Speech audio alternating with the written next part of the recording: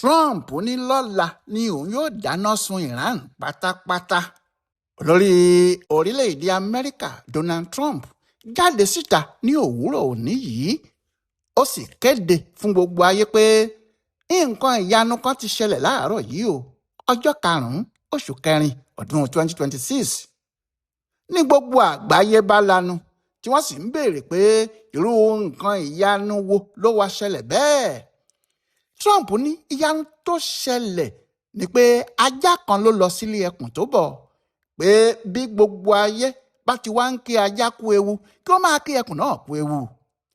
Ó ní àwa bàálù tó wọ aeroplane àwọn tó jábọ́ sáàrin àwọn ọ̀tá, ìyẹn aeroplane F-15E tí àwọn ajagun Iran ń jábọ́ ní apá gúúsù orílẹ̀-èdè náà, tí àwọn ń wá kí àwọn lè gba ẹ̀mí awakọ̀ ọ̀hún là lọ́wọ́ àwọn Iran.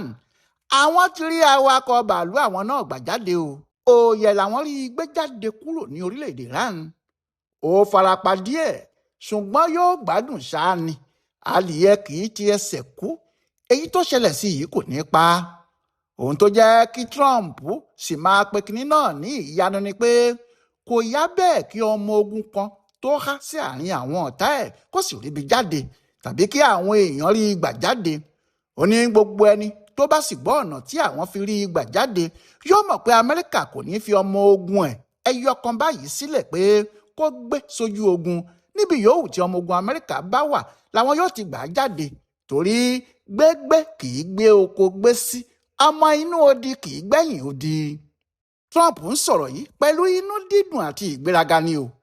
Ó ní ohun tó gbọ́dọ̀ ya gbogbo ayé lẹ́nu kí wọ́n sì rí irú agbára tí àwọn sọ́jà Amẹ́ríkà ní ni bí àwọn ti gba awakọ̀ aeroplane náà jáde láàrin igbó àwọn ọ̀tá. Ó ní kò sí ohun méjì tí èèyàn lè pe ohun tí àwọn sọ́jà Amẹ́ríkà wọ̀nyí ṣe nínú igbó àwọn Iran yìí ju ìyanu lọ, pé mírẹ́kù gidi ni. Trump ní àwọn aeroplane àwọn bíi dọ́sìnì méjì àti jù bẹ́ẹ̀ lọ ló ṣiṣẹ́ náà, pé gbogbo bí ọkùnrin sọ́jà wa bàálù náà ti wà nínú igbó níbẹ̀, àwọn jẹ́ kó mọ̀ pé kì í ṣe òun nìkan ló wà níbẹ̀ o, pé gbogbo àwọn ni, nítorí gbogbo ìrìn tó ń rìn níṣẹ́jú kọ̀ọ̀kan làwọn olórí ogun nílẹ̀ Amẹ́ríkà, láti orí ọ̀gá wọn pátápátá títí dé orí akọ̀wé ogun àti alága ìgbìmọ̀ àwọn ológun ni àwọn ń wò ó, tí àwọn sì ń sọ fún un pé kó fọkàn balẹ̀, àwọn yóò gbà jáde. Ó ní lábẹ́ àṣẹ òun fúnra òun làwọn ti da aeroplane bíi dọ́sìnì mélòó kan jáde, tí wọ́n sì fi hàn Iran pé àwọn sọ́jà Amẹ́ríkà lágbára jù wọ́n lọ lójú ọ̀run wọn fúnra wọn.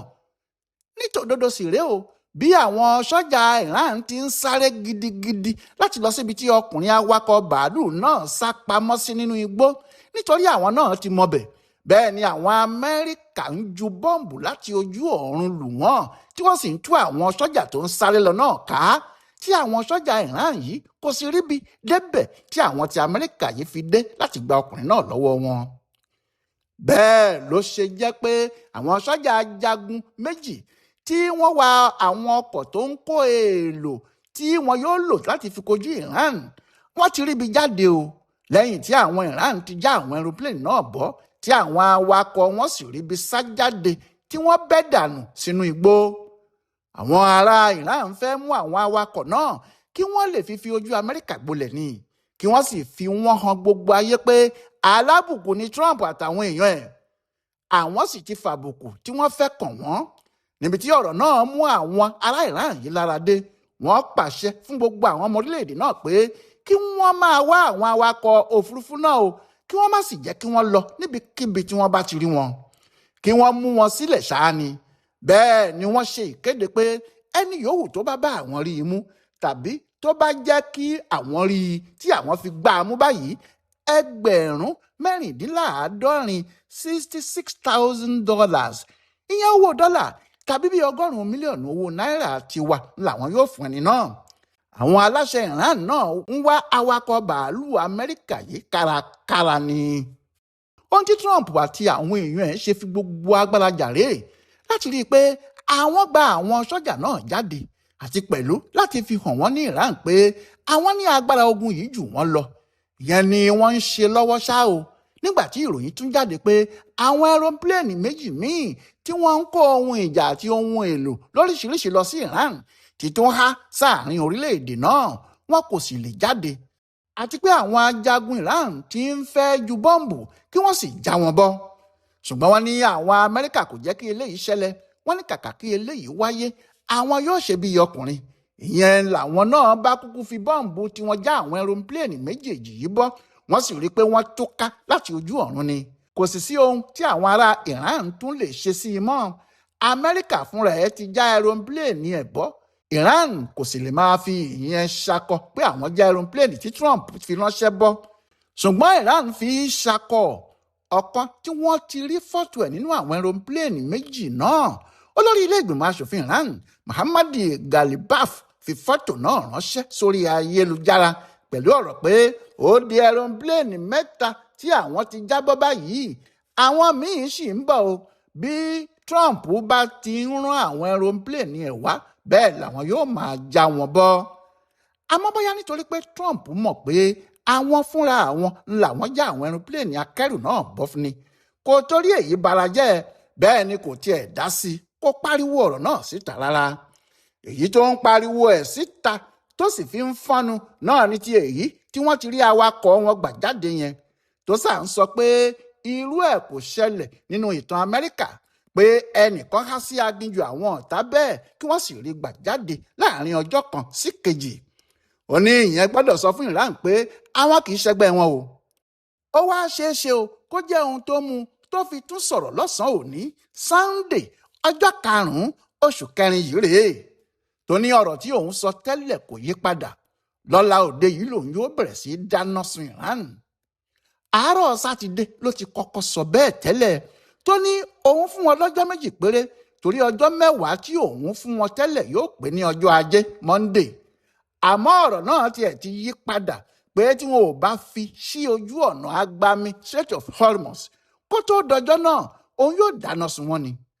Nígbà tí wọ́n wá jagun láti gba awakọ̀ wọn jáde nínú igbó Iran yìí, tí wọ́n lo àwọn ọmọ ogun ilẹ̀, tí wọ́n lo àwọn ọmọ ogun òfurufú, tí wọ́n sì rí ẹni tó jábọ́ sínú igbó Iran náà gbà jáde, eegun Trump tún wá lé sí i ni o. Ọkàn ẹ̀ balẹ̀ báyìí pé tí òun bá lo irú ọgbọ́n àti èèlò ogun tí àwọn lò tí àwọn fi yọ awakọ̀ àwọn jáde yẹn, àwọn yóò kápá Iran kíákíá ni. Trump ní báyìí ohun kan náà tó lè má jẹ́ kí iná dáhùn lára Iran lọ́jọ́ Monday ọ̀la yìí, ìyẹn náà ni kí wọ́n tètè sáré lọ sí ọ̀nà agbami Strait of Hormuz. Ohun tó ń fa wàhálà gan ni Trump ṣẹ̀ṣẹ̀ ń fẹnu ara ẹ̀ sọ jáde yìí. Ìyẹn náà ni ojúnà agbami Strait of Hormuz yìí. Wọ́n fẹ́ gba kinní náà kúrò lọ́wọ́ Iran, bó tiẹ̀ jẹ́ pé àwọn ni Ọlọ́run fún ní agbègbè ibẹ̀. Abẹ́ wọn ló sì wà. Trump kò fẹ́ bí kinní náà ti ṣe wà lọ́wọ́ wọn, kò sì fẹ́ bẹ̀bẹ̀ láti gbà á. Ó fẹ́ fi tipátipá gbà á kó sì sọ ìjọba orílẹ̀-èdè náà di èyí tí kò ní lè dá ṣe ohunkóhun láì jẹ́ pé Amẹ́ríkà bá fàṣẹ sí i. Ìdí ìjà gan ló ṣẹ̀ṣẹ̀ ń jáde yìí. Bẹ́ẹ̀ ni yóò sì hàn sí gbogbo ayé báyìí pé ìwọ̀nba ni ariwo pé àwọn afẹ̀míṣòfò ló wà ní Iran tí Amẹ́ríkà àti Israeli ń pa. Nítorí ọ̀pọ̀lọpọ̀ ìwà ìfẹ̀míṣòfò tí wọ́n ń hù ní Israeli pàápàá, níṣe ni Amẹ́ríkà fúnra ẹ̀ ń gbójú. Ikú tí wọ́n fi ń pa àwọn ará Palestine, Lebanon àti dídéédé sọ bọ́ǹbù sí orílẹ̀-èdè míì tí wọn kò ní ìjà pẹ̀lú wọn láti gba ilẹ̀ wọn. Kò sí èyí tí Israeli ṣe tí Trump yóò wá dá wọn lẹ́bi, yóò dá wọn láre ni. Bó bá sì fẹ́ di wàhálà, yóò ní Júù làwọn, Júù náà ni àwọn Israeli, ìjà ẹ̀sìn ni. Ṣùgbọ́n ní báyìí ọ̀pọ̀ orílẹ̀-èdè ayé ni ohun tó ń ṣẹlẹ̀ yìí là lójú gan-an, tí wọn ò sì fẹ́ nígbàgbọ́ nínú ọ̀rọ̀ ẹ̀sìn tàbí ti ìfẹ̀míṣòfò tí Trump fi ń gbé wọn mọ́ra tẹ́lẹ̀ rí. Bó tilẹ̀ jẹ́ pé Iran kò yé lérí o pé kí Trump àti àwọn ọmọ ogun wọn máa bọ̀, àti àwọn tí Israeli pàápàá, pé àwọn náà ti múra wọn sílẹ̀ tí wọ́n sì ń ba ọ̀pọ̀lọpọ̀ nǹkan jẹ́ ní àwọn orílẹ̀-èdè lárúbáwá tó wà lágbègbè wọn. Síbẹ̀ pẹ̀lú bí àwọn Amẹ́ríkà ṣe wọ inú igbó Iran tí wọ́n gba awakọ̀ wọn jáde yìí, ọ̀rọ̀ náà kọ gbogbo ayé lóminú o. Wọ́n sì rò ó pé tí Trump bá padà tó lo irú agbára báyìí lóòótọ́ láàrin ilẹ̀ Iran, àfàìmọ̀ kí wọ́n má gba gbogbo agbára tí Iran fi ń ṣe agídí kúrò lára wọn. títí di àsìkò yìí ni Iran sì ń lérí ní tiwọn tí wọ́n ń sọ pé àwọn náà ti múra sílẹ̀ dè wọ́n pé wọ́n yóò bá àwọn náà lákọ bí ìbọn. Àmọ́ ìmúra tí Amẹ́ríkà ti mú sílẹ̀ de ọ̀rọ̀ yìí pẹ̀lú àwọn ọmọ ogun tí wọ́n ti ń dọ́gbọ́n kó wọlé ní gbogbo ìgbà tí wọ́n ń sọ pé àwọn ń fún àwọn Iran yìí ní ọjọ́ mélòó, ọjọ́ mẹ́ta, ọjọ́ mẹ́rin kí wọ́n fi sọ̀rẹ́ńdà. Ọ̀rọ̀ náà lè le ju bí Iran pàápàá ti múra ẹ̀ lọ. Ṣùgbọ́n tó bá jẹ́ ohun tí Trump ń sọ ni àti èyí tí àwọn Iran fúnra wọn náà ń wí, láti ọ̀la ni iná yóò ti máa sọ ní orílẹ̀-èdè náà. Bóyá apá Trump tó wá gbéná wá ni yóò ká ọ̀rọ̀ náà ni àbí àwọn Iran tí wọ́n láwọn ò ní gbà kí iná jó ilé àwọn. Ó dọ̀la kílẹ̀ tó mọ́ ṣá. Ọláìwọlá Alága ló ń ṣe àyẹ̀wò ọ̀rọ̀ ìjà Iran pẹ̀lú àwọn Amẹ́ríkà àti Israeli yìí wò tó sì ń ṣe àkọsílẹ̀ wọn fún bùdó àgbáyé fún àṣà àtìṣe Yorùbá World Center nínú ọgbà Yunifásitì Ìbàdàn. A kú ọdún àjíǹde.